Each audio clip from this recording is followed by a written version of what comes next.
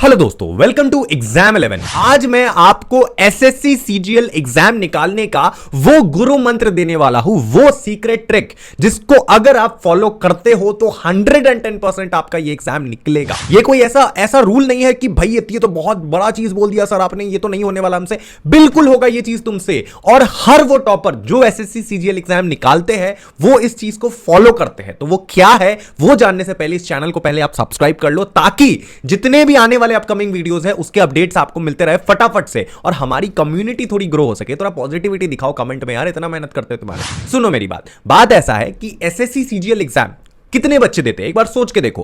Approximately 20-25 lakh बच्चे ऐसे हैं जो एसएससी सीजीएल एग्जाम का फॉर्म फिल करते हैं। समझ लो 20-25 लाख मैक्सिमम, अगर किसी साल चला गया तो 30 लाख। अब सोचो क्या ये कम आंकड़ा है? 20-25 लाख बच्चे फॉर्म फिल कर रहे हैं एग्जाम के लिए, ये अपने आप में कितना बड़ा आंकड़ा है। लेकिन उसमें से कितने बच्चों का एग्जाम निकलता है? मात्र 8,000, 7,000, 6,000, जितनी वैकेंसी आती है उतनी। 10,000 से ज्यादा तो वैकेंसी आती भी नहीं है। तो 8,000, 6,000, 7,000, और बैंकिंग सेक्टर में तो इससे भी कम। तो तुम एक बार सोच के देखो, एक बार जस्ट एक सोचो कि क्या वो लोग ऐसा कर रहे हैं। 6, 7, 8,000 बच्चे जो लाखों बच्चे नहीं कर पा रहे हैं। एक बार सोच के देखो, कोई तो चीज होगा ना। तुम राम कहानी पर गए इधर से उधर का, तुमको कुछ भी नहीं समझ आया, लेकिन तुम अगर इस चीज को फॉलो कर रहे हो तो तुम्हारा हो सकता है। वो क्या? तो दो तरीके के स्टूडेंट होते हैं, समझो मेरी बात। एक ऐसे स्टूडेंट होते हैं जो एसएससी जैसा बड़ा एग्जाम सुनते ही पहले दिन ही लग जाते हैं 10 घंटा पढ़ने के लिए। पहले दिन 10 घंटा पढ़ेंगे, जो कि अपने आप में एक बहुत बड़ी बात है। दूसरे दिन भाई वो बंदा 12 घंटा पढ़ेगा। 12 घंटा, 10 घंटा से 12 घंटा।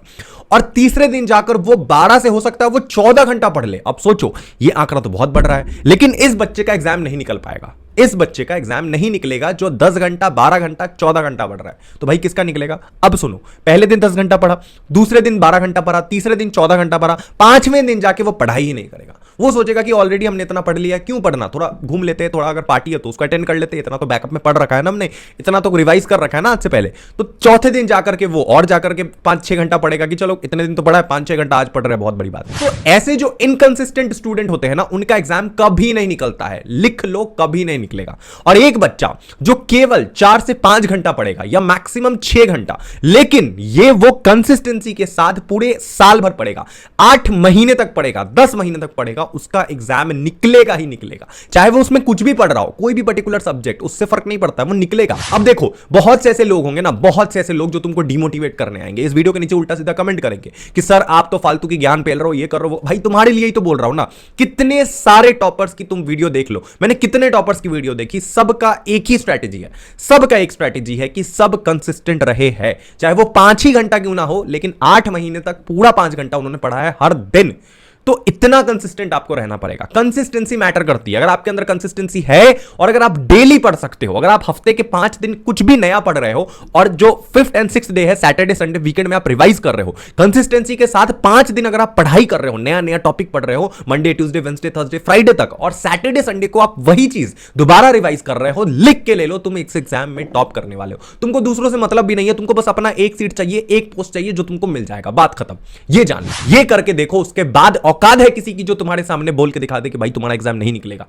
फर्स्ट अटेम्प्ट में तुम निकालोगे अगर तुम ये कंसिस्टेंसी को फॉलो करते हो। हफ्ते के 5 दिन पढ़ना है और सैटरडे संडे को सिर्फ और सिर्फ रिवीजन करना है जितना पढ़ा है।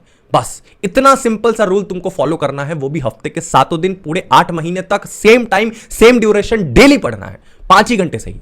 भाई देखो तुम इस एग्जाम को कैसे क्रैक करो। और एक बार सोच के देखना कि जब तुम एसएससी का रिजल्ट जब निकाल के लेके आओगे, वीडियो देखते होंगे ना यूट्यूब पे, जब तुम्हारा रिजल्ट आएगा, जिस दिन तुम रिजल्ट चेक करोगे और तुम देखोगे भाई तुम्हारा एक्साइज इंस्पेक्टर निकल गया, अगले दिन मतलब तुम्हारी वो चालू हो जाएगी, मतलब लेटर आ रहे हैं, ये हो रहे हैं, मतलब पूरे मोहल्ला में हल्ला ही हल्ला हो जाएगा, और तुमको लोग मतलब डरेंगे, मतलब जितने भी बड़े व्यापारी है ना वो तुमसे डरेंगे। सोच के देखो, कल को तुम्हारा इनकम टैक्स ऑफिस में हो गया, तुमसे डरेंगे। ईडी में हो गया तो भैया तुम्हारी चाटना शुरू कर देंगे। जो तुम्हारे मोहल्ले के सबसे अमीर लोग हैं ना, अगर उनके कानों तक पहुंच गया कि भैया ये तो अफसर बन गया, वो तुम्हारा चाटना शुरू कर देंगे। समझ गए? तुम्हारी एक दिन में पूरी आने वाली जनरेशन बदल जाएगी, बस एक दिन में। तो 8 महीने तक कम से कम 5 घंटा डेली सैटरडे संडे को रिवीजन के साथ पढ़ते रहो, पढ़ते रहो, पढ़ते रहो। बस देखो ये एग्जाम कैसे निकलता है। मजाल है किसी का, रोक के दिखा दे तुमको, नहीं रोकेगा, निकलेगा तुमसे एग्जाम 110%। शुक्रिया वीडियो देखने के लिए। Thank you so much for watching this video. मिलते हैं अगले वीडियो में। Love you, tata, bye bye, जय हिंद।